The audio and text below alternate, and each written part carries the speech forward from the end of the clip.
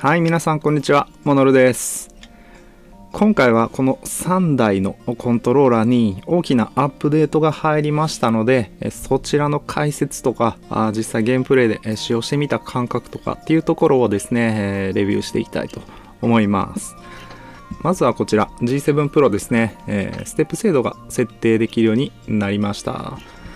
次にレインボー3、こちらかなり大きなアップデートっていうのが入っていてですね、主にスティック周りですね、安定化係数っていうのが入ってたりするので、かなりそれが大きいアップデートだったかなって思います。最後にこちら、ボイド PS4 Firebird です。こちらね、かなり難解なアップデートっていうのが入っていてですね、結構これは一体どういうことなんだろうって悩まれている方もかなり多くいらっしゃるかなと思いますので、そういったところ含めてですね、私なりに今まで調べてきてこうじゃないかなっていうふうに思ったところを解説していきたいと思います。この順番で取り上げていきたいと思います。チャプター割りとかもしておくのでですね、ご自身で所持しているコントローラーだけでもね、見ていっていただけたらと思います。そしたら行ってみましょう。はい、まずゲームサー G7 Pro なんですが、ゲームサー Nexus っていうね、設定ソフトの方をマイクロソフトストアの方でバージョン 2.3.3 にアップデートすることでですね、スティックのステップ精度、ジョイスティックの設定ができるようになりました。コントローラーのバージョンは 2.3.1 っていうね、最新ファームウェアにアップデートしてます。で、こちらでですね、このように12ビットから1ビット刻みで8ビットまでですね、荒くすることができるようになってます。で、このジョイスティック解像度、ステップ精度っていうのはですね、8ビットだと256段階っていうことで、デュアルセンスとかデュアルセンス H といったですね、純コンと同じ解像度になります。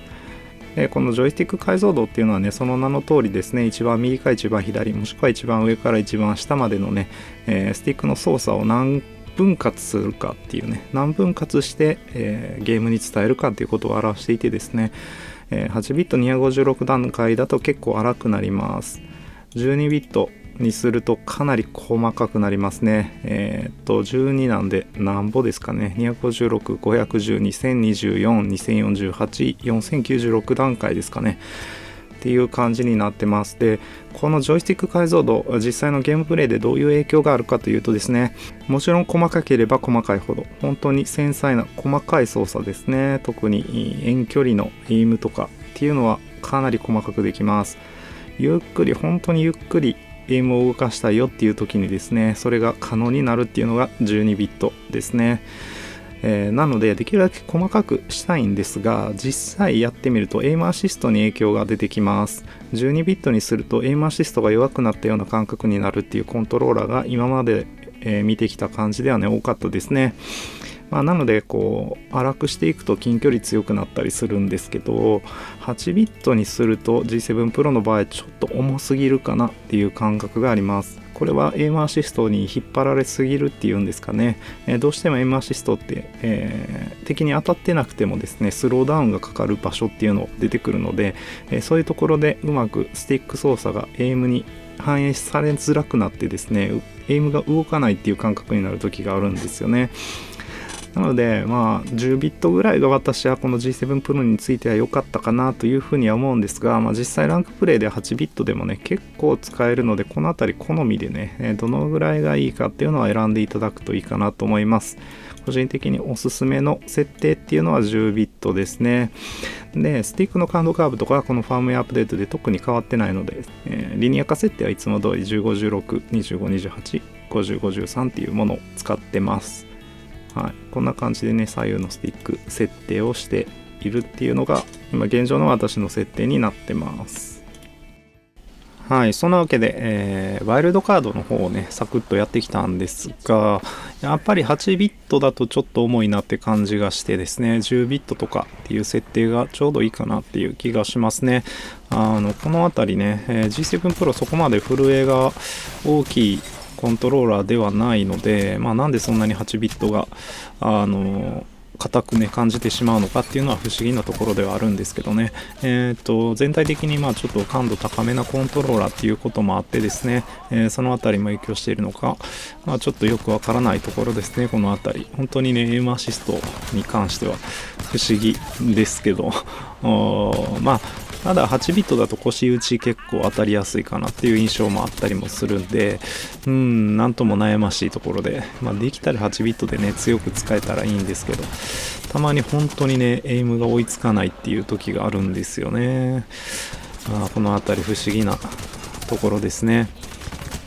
G7 プロ自体ね本当におすすめ度高い、いつもね APEX のランキングでも3位とか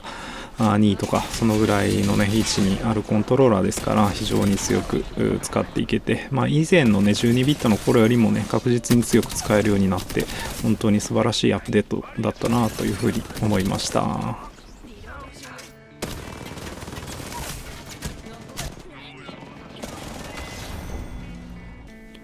はい、続いてモジョのレインボー3です。ファームウェアアップデート553627っていうものが1月16日に入ってます。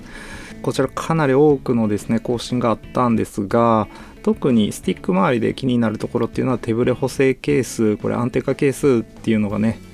設定できるようになったっていうところと、センターゲインポイントの調整っていうのができるようになったので、キャリブレーションしてもどうしてもねドリフトしてしまうということについては、こちらを調整してあげることで完璧なセンタリングができるっていうね、そんな機能も入ってます。あとですね、ジョイスティックの曲線調整ポイントを 4.2 増加っていうことでですね、かなり多くの設定項目増えてます。こちらですね、このビッグビッグウォンアシスタントのねバージョン V1.0.5.5 っていうのにアップデートすることで細かく設定ができるようになるということで、私もいろいろと設定をしてきました。設定項目ですね見ていくとですね、カスタムカーブがこんな風に4点で設定できるようになっているということです。これによって何が嬉しいかっていうとですね、区形アルゴリズムをオンにした時にですね、視覚度合いっていうのがね、深淵度っていうのがですね、こうスティックのエッジを増やすとどんどん四角になっていってしまうんですけど、スティックのエッジの方で視覚度合いを決めてあげてですね、で、この感度設定の方で好みのアウターデッドゾーンっていうのをね入れてあげるっていうね、そんなことができるようになってます。今私がおすすめしているリニア化設定はこちらの設定ですね。スティックのエッジ3で、区形アルゴリズムをオンにした上でですね、5の6、20の22、50、53、95、100っていうね 5%、アウターデッドゾーン入れてあげるみたいな、この設定が非常におすすめになってます。スティックの感度カーブ自体はアップデートで変わってないので、ちょっとね視覚度合いを調整したって、そんな感じのね設定の更新になってます。さらに大きな設定項目、安定化係数とセンターゲインポイントっていうこの2種類の設定ができるようになりました。今私の右スティック若干右ずれしてるかなっていう感じがしますね。安定化係数マイナス10だとちょっと震えちゃってねわからないので、あえて10とかにして見てみるとちょっと右なんで、こんな感じでねセンターゲインポイントを調整してやるとですね、ちょっとね遊びがどうしてもあるので、その遊びの分を考えてこうちょっとだけねぐるぐる回しながら真ん中をうまく設定できるようにしてあげるのがいいですね。このぐらいが私の右スティックはちょうどど真ん中になるって感じで、だいぶ右にねずれてるみたいです。で、安定化係数元に戻してあげますね。このマイナス10っていう設定が基本的には強いかなとやっぱり思います。安定化係数についてはね、震え具合っていうのを調整しますね。こんな風にスティックに触ってなくても震えるんですけど、安定化係数を0にするとだいぶ震え少なくなってですね、増やしてあげると全く震えが出なくなるっていう、そんな感じですね。で、この震えっていうのが何に影響するかっていうと、やはり主にエイムアシストの感覚っていうのが変わってきます。安定化係数マイナス10みたいに大きく震えを出す設定にするとエイムアシスト強く感じますが、その反面エイムアシストに引っ張られてなかなか視点が動きづらいっていうね、重いっていう感覚になることもあります。なのでマイナス10がおすすめですけど、ちょっと緩めるっていうね、マイナス9とかマイナス8、マイナス7あたりにするのも全然ありかなと思います。私のおすすめ設定はマイナス10っていうことですね。はい、こんな感じの設定が追加されてます。はい、でですね、このレインボー3のスティックの震え具合っていうのがどのぐらい変わったかっていうのも計測してきました。こちらのグラフはね、震え具合大きければ大きいほどこう棒グラフ上の方に来てですね、このオレンジ色の線も上の方に来るっていう、そんなグラフなんですけど、以前のレインボー3に関してはですね、このぐらいでした。かなりね、震えは小さめだったかなと思いますね。動的フィルターオフっていう設定にして震えを大きくしてもこのぐらいだったんですが、今安定化係数をマイナス10にするとここですね、右から5つ目のグラフのような感じになってます。ブリッツ2のアルプス版の安定化係数マイナス10と比べてほとんど変わらないぐらいですかね。で、ブリッツ 2TMR の安定化係数マイナス10と比べると、約半分ぐらいの震えか、そのぐらいっていう感じになってます。なので震えとしてはね、そこまでめちゃくちゃ大きいコントローラーではないかなと思いますね。これはやっぱり静電容量スティックを採用しているということで、 TMR とかポテンショメーターとかっていうスティックよりもですね、震えが出づらいっていうことが原因なのかなと思いますね。やっぱりこういうところからもね、静電容量スティックっていうのは、かなりそのセンサー自体のね、性能は高いのかなっていう気はしますね。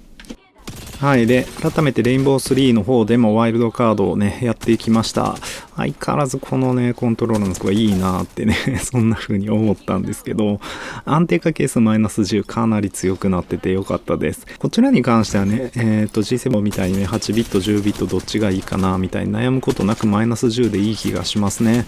かなりマイナス10にできるようになってね、震えが大きくなったことで強くなったような気がしますね。かなりこれ、おすすめのコントローラーっていうのは変わらないんですけど、どうしてもね、ドライバーの問題があるんでね、おすすめしづらいってとこはあるんですけどね、PC の操作慣れてる方とかはいいかもしれないですね。現状ベーダ5 Pro と並んでおすすめしてもいいかなっていうぐらいのかなりおすすめコントローラーではあるんですけどね。実際ワールドカードでも相当強くてですね、かなり気持ちよく遊べて、こんなですね、3立てっていうシーンも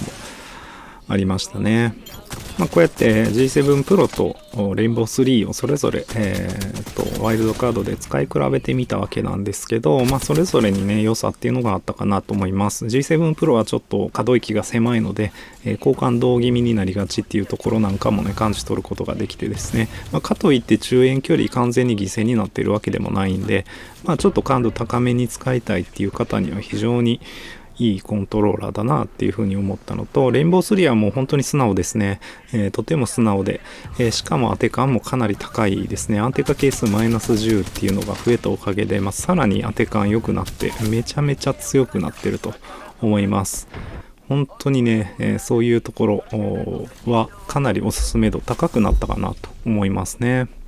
はい、続いて Firebird ですね。こちら Void PS4 Firebird ですが、他にぼんじりさんが作成されているですね、各種 Firebird 基盤でもですね、新しいファームウェア 3.0 以上っていうね、バージョンのファームウェアが使うことができるようになってます。一旦ですね、Void PS4 Firebird を例にして、説明するとですね、以前まではね、この Firebird Config ツールっていうソフトで設定を行ってたんですが、3.0 以上からですね、WebUI で設定を行うっていう風に変わってます。はい。で、Void PS4 Firebird のファームウェアアップデートなんですが、以前まではかなりややこしい手順必要だったんですが、つい今日、昨日あたりですね、2月6日7日あたりにですね、Firebird コンフィグツールがバージョン 2.18 にアップデートされてですね、ここからアップデートができるようになってます。バージョン 3.01 にアップデートっていうところですね。これをクリックすると注意事項解説あります。WebUI になるのでかなりね、使い勝手ちょっと変わりますよということで、そちらだけ、確認してですね、実行してもよろしければはいを選択してくださいということで、はいって押すと、はい、自動的にですねアップデートが行われてですね、これでバージョン 3.01 になってると思います。一旦ですね丸か×をしながら接続し直してみるとですね、はい、こんな感じでですね、バージョン 2.27 以前のファームウェア専用ですっていう風に出てですね、このツールではコンフィグできないですっていう風になるので、ブラウザ版を開くっていう風にしてですね WebUI の方を開いていきます。そしたらですねこちらの画面をブラウザで開きます。で、接続って押してやるとですね、はい、こんな画面でできますので、こちら選択して接続ってしてあげると設定ができます。はい、各種設定がねこれでできるんですが、こちらがまたすごくややこしいですね。PC で使う場合まずチェックしたいのはね接続モードがどうなっているかとかですね、 X インプットになっているかどうか、あとはポーリングレートとスティックスキャンレートですね。私は現状ですねポーリングレートは 1000Hz のままで、スティックスキャンレートは 8000Hz まで上げることができるんですが、一旦 4000Hz にしてます。この値がですね後々 RC フィルターの設定にちょっと関係が出てくるかもっていう話もあるんで、そのあたりはねもうちょっと細かく今後ね研究していきたいなっていうところではあるんですけどね、一旦デフォルトの 4000Hz でね使っているところですね。で、スティック設定かなり変わっているところがあります。基本的な設定項目っていうのはね、今までとほとんど変わりはないんですが、特にね変わったところとしては、まず感度カーブの設定が確かこれは点が1個増えてるかなと思いますね。なので今まで通りの設定をね使いたいという方はね、1個の点を100、100とか、こっちを00でもいいんですけどね、設定してあげるといいかなと思います。で、他の点にね今までの設定を入れてあげるといいかなっていうところですかね。でフィルターのところがだいぶ変わってます。今までですね、この RC フィルターの設定っていうのはこのフィルター強度っていうのでマイナスなんぼにしているっていうね、話よく情報交換したりしてたかなと思うんですけど、こちらですね詳細設定によってですねこんな感じで設定項目がだいぶ増えてます。 RC フィルターカーブっていうのが設定できるようになってますね。拡大してみたんですが、跳ね戻りフィルター、今スナップバックフィルターっていう名前になってます。こちらもね今まで通り同じ設定ができるんですが、 RC フィルターこちらすごくね、設定項目が増えてます。これがねまたなかなかややこしいんですよね。でこれをねどういうふうに理解すればいいかっていうのがとても難しいかなと思います。で、RC フィルターの設定、今までこの簡易設定っていうですね、単一の値、どんな状況でもこの値を使うっていうね、そんな設定しかできなかったのが RC フィルターカーブっていうのが設定できるようになってます。こちらですね、スティックの加速度に応じて動的に RC フィルターの値っていうのを変化させるっていう機能になってます。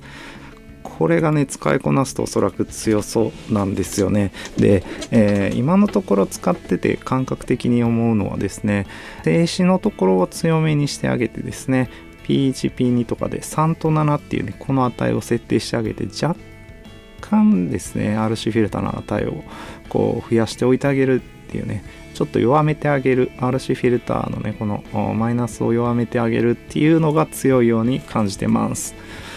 で RC フィルターっていうのはですね、マイナス400とかっていう風にですねマイナスに大きく振るとですね、震えがすごく大きくなっていきます。その結果としてね感覚的にエイムアシストが強くなったような感じっていうのがしますね。なのでエイム自体にねすごく助けにはなるんですが、一方でね、エイムが動きづらいっていうね、スローダウンの効果が強く感じられるっていうデメリットもあったりとかですね、あともう一つ RC フィルターにはですね、入力を誇張するっていうねそういう特性もあります。細かく素早い動きをですねすごく入力を誇張して大きくして伝えるっていうねそういう効果が出てきます。なので RC フィルターのねマイナスを大きくするとすごく今までのスティックとは違うような、ものすごく機敏に動いて、ちょっとね操作がすごく難しいようなそんな感覚っていうのが結構起きるかなと思います。でそれをねちょっと和らげてあげるっていうのがこの3と7のところをねちょっとだけマイナスを減らしてあげるっていうねそういう設定になります。でこの3と7ってどういう意味やねんという話があるかなと思うんですけど、大体ですね3までっていうのはここを見ていただくと分かる通りですね、動かさなくても大体0、1、2あたりの値っていうのはね出てくるので、何もしなくてもスティックの移動速度は0、1、2あたりにはなるんですよね。なのでこの静止から P1 の3までの間っていうのはですね、スティックを動かさない時の震え具合とかっていうのを設定するっていうイメージです。で7っていうのは何かというと、結構早く動かしてもこの値実は7を超えることっていうのはめったにないです。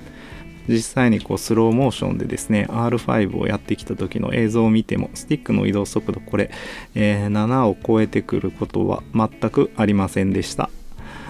なので実際の AM ではですね、この3から7っていうところですね、ここでスティックを動かす時の RC フィルターの強さを決めてあげるといいかなと思います。素早く動かしている時が7、ゆっくり動かしている時が3で、その間の傾きとかね直線具合をどのぐらいの傾きにするかっていうのをねこの2つの値で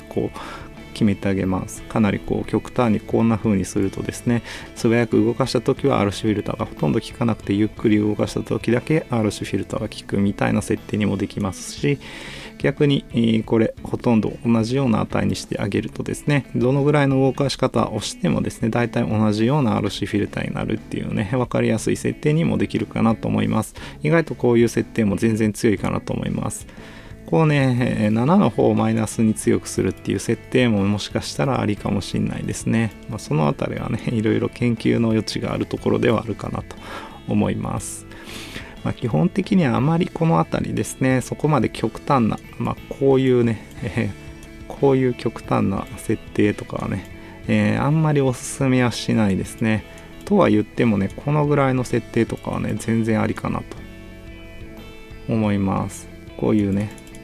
こんぐらいの差のある値っていうのもまあ強いかなっていう感じがするので、この辺りはね、好みに応じてですね、素早く動かすときにどれぐらい入力が誇張されてほしいかっていうところを基準に選ぶといいかなと思います。基本的にこの3から7の間っていうのはですね、どのぐらい敏感にスティックが反応するかっていうところをね、見ながら調整するのが良くて、静止から P1、0から3の間っていうのは M アシストがどんな風にかかるかっていうのを見ながらですね、調整する、そんなイメージでいいかなと思います。私はですね、だいたいちょっとね、今私はね、こちらの設定で、ブリッツ 2TMR を再現した設定っていうのを入れていてですね、かなり低感度な設定にしているので、RC フィルターも結構強めに入れるっていうね、そういう設定を好んで使ってますね。ちなみにですけど、この7から128の間のね、この間っていうのはね、ほとんど Apex みたいなですね、FPS ゲームでの操作にはあんまりね、関係がなかったかなと思います。なので、ここはね、適当でいいかなっていうんで、私は7と128の値っていうのは、ここは同じ値に設定している感じですね。はい。このあたりですね、かなり研究しがいがあるかなと思うんですけど、私はこの3と7っていうのをね、入力速度の、移動速度の基準の点にしてあげて設定するのがすごく分かりやすいんでおすすめかなと思いますね。スティックを動かさずに止めてる時のエイムアシストのかかり具合からですね、この静止と0から3の値っていうのをね、この2つを決めてあげて、で、スティックを動かしている時の敏感さからですね、この7の値をね、決めてあげるとかね、3の値もそれでちょっと微調整してあげるみたいな感じの設定方法がおすすめになってます。はい、PS4 Firebird の方でもですね、ワイルドカードやってきました。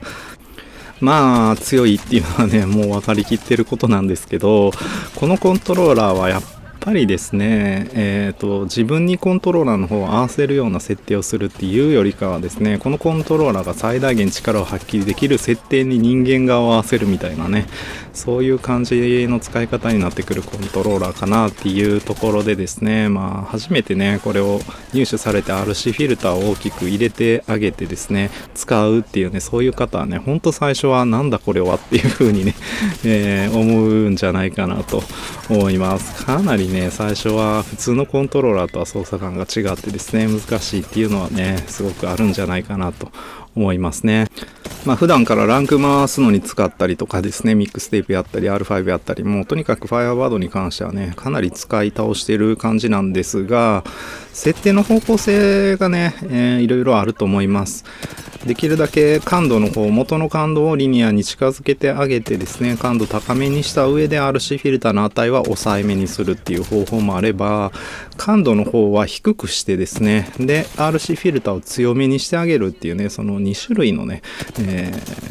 方向性っていうのがねあって、でどっちが強いかと言われるとですね、感度を低くしてですね RC フィルターの値強くする方が強いです。ただですね、感度低くするとね、当然ながら普通のコントローラーと操作感だいぶ変わってきて、しかも強い RC フィルターの値っていうことなんで、めちゃくちゃ操作感がね、普通のコントローラーと違って独特になっていくので、慣れがどうしても必要にはなってきちゃうっていう弱点がありますね。で、JS13 Pro が乗った基板の方もね、Firebird 基板の方もぼんじりさんが販売されていて、そちらも入手して使ったりしてみてるんですが、おそらくですね、これスティックモジュールによって RC フィルターの効き方とかっていうのも変わってくるかなって思います。元のノイズですね、元のスティックのノイズから RC フィルターのね、マイナスが大きい時はノイズを再現するような動作をするはずなので、元のセンサーがどういうセンサーかによってね、RC フィルターの感じっていうのはおそらく変わってくるんですよね。で JS13 Pro は元がリニアっていうことでですね、これはあくまで予想なんですけど、おそらく RC フィルターちっちゃい値でもですねノイズ強く出るっていうね、そういう傾向にあるんじゃないかなと思いますね。でそれのおかげでね RC フィルターの値そこまでマイナスを大きくしなくても強いっていう、そんなスティックになってるんじゃないかなと。なんでもしかしたらですね JS13 Pro 版の方が今現状出てるギンフルのね旧世代のスティックモジュールを積んでる Void PS4 Firebird よりも強いんじゃないかなっていう風に感じていたりします。これはあくまで私の感覚なので、確かにこうだっていうね何も証明できるものっていうのはねないんですけどね。今後ボイド版の方にも JS13 Pro や DS13 Max とかね、そのあたりのリニアな TMR スティックが入ってくるかもしれないっていう話もありますので、すごくね今後も楽しみな Firebird ですね。はい、以上ですね G7 Pro、レインボー3、Firebird っていうね3機種のアップデートについてレビューしてきました。かなり G7 Pro も強くなった印象がありましたし、レインボー3に至ってはねめちゃくちゃ大改善っていうね感じがしました。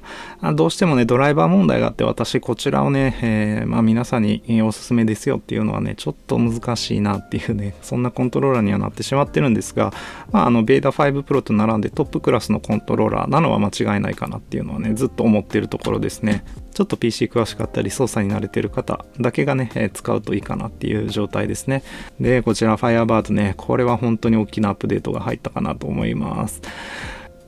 使いこなせればですね簡易設定の方がね、強くはあるとは思うんですけどね、実際問題そこまで、使いこなすっていうのが結構難しかったり、どうしてもミスが増えてくるっていうところがあるので、詳細設定の方をね使いこなしていってですね、どんな場面でもしっかりとエイムできるっていう設定をね煮詰めていけば間違いなく強くはなれるっていうところでね、こちらもね大きな改善、さらに強くなったっていう風に感じる、そんなアップデートでした。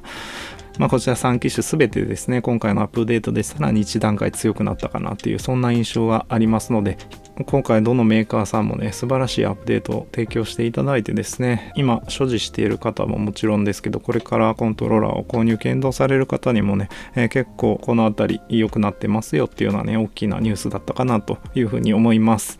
G7 Pro に関してはですね G7 Pro 8K っていうねコントローラーがですね PC 専用としてですね新たに、発売されるということでプレオーダーがね開始されています。私もそちらはね購入しておきました。あと Void PS4 Firebird に関しては今後ね JS13 Pro とか DS13 Max とかそういったあたりのねスティックモジュール搭載できるようになるかもしれないっていうね話もあったりなんかしますので、まだまだそういったところ非常に楽しみですね。